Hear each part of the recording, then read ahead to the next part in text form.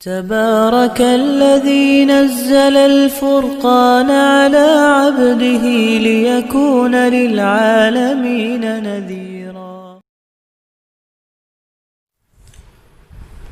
قربانی کا گوشت کتنے دن تک رکھ سکتے ہیں؟ اس سلسلے میں سمجھنا چاہیے کہ اللہ کے نبی صلی اللہ علیہ وسلم نے شروع میں 3 دن سے زائد قربانی کا گوشت رکھنے سے منع فرمایا تھا۔ چنانچہ عبداللہ ابن عمر رضی اللہ تعالیٰ عنہما فرماتے ہیں کہ نبی پاک صلی اللہ تعالیٰ علیہ وسلم نے ارشاد فرمایا، لا یأکل احدکم من لحم اضحیتہ فوق 3 ایام، کہ کوئی آدمی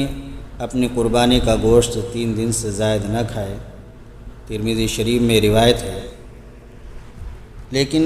یہ اس وقت کی بات تھی کہ جب قربانی کرنے والے بہت کم تھے، تو وسعت اور گنجائش والے لوگ کم تھے۔ زیادہ تر لوگ ایسے تھے جو فقیر تھے اور گنجائش نہیں رکھتے تھے۔ اس کے بعد پھر اللہ کے نبی صلی اللہ علیہ وسلم نے اجازت مرحمت فرما دی۔ چنانچہ امام ترمذی فرماتے ہیں، انما کان النہی من النبی صلی اللہ علیہ وسلم متقدما ثم رخص بعد ذلك، کہ یہ نہیں جو نبی پاک صلی اللہ علیہ وسلم نے فرمائی، جو منع فرمایا تھا کہ 3 دن سے زائد گوشت نہ رکھیں، تو یہ شروع میں تھا، بعد میں آپ نے اس کی اجازت دے دی۔ اور حضرت بریدہ فرماتے ہیں کہ اللہ کے نبی صلی اللہ علیہ وسلم نے ارشاد فرمایا،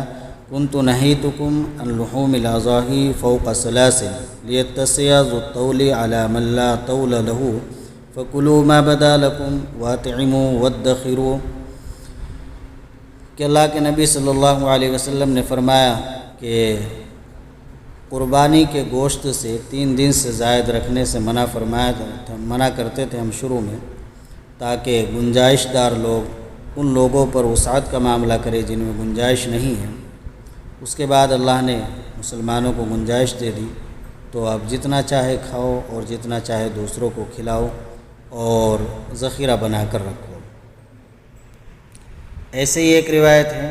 حضرت عابس بن ربیعہ فرماتے ہیں کہ میں نے حضرت عائشہ رضی اللہ تعالی عنہا سے عرض کیا کہ کیا اللہ کے رسول صلی اللہ علیہ وسلم قربانی کا گوشت رکھنے سے منع فرماتے تھے؟ تو حضرت عائشہ نے فرمایا رضی اللہ عنہا، نہیں، ولیکن قل من کان یضحی من الناس ولقد کنا نرفع القراء فنأکلہ بعد 10 ایام، کہ قربانی کرنے والے لوگ کم ہوتے تھے، اس لیے اللہ کے نبی صلی اللہ علیہ وسلم نے شروع میں منع فرمایا تھا،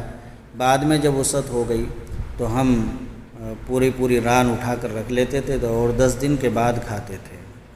تو ان روایات سے معلوم ہوتا ہے کہ 3 دن سے زائد بھی قربانی کا گوشت رکھ سکتے ہیں اور کوئی حد متعین نہیں ہے، لیکن فقہا نے لکھا ہے کہ افضل یہی ہے کہ قربانی کے گوشت کے 3 حصے کر لیے جائیں، ایک حصہ اپنے استعمال میں لے آئیں اور دوسرا حصہ دوست و احباب میں تقسیم کر دیں اور تیسرا حصہ فقراء میں صدقہ کر دیں۔ افضل اور مستحب یہ ہے۔ اس وقت کے جو حالات ہیں ان میں بھی قربانی کرنے والے لوگ کم ہیں، لہٰذا زیادہ سے زیادہ ان لوگوں تک اپنا گوشت پہنچائیں کہ جنہوں نے قربانی نہیں کی ہے، جن تک گوشت نہیں پہنچا ہے۔ اللہ تعالی شان و عمل کی توفیق عطا فرمائے۔ وآخر دعوانا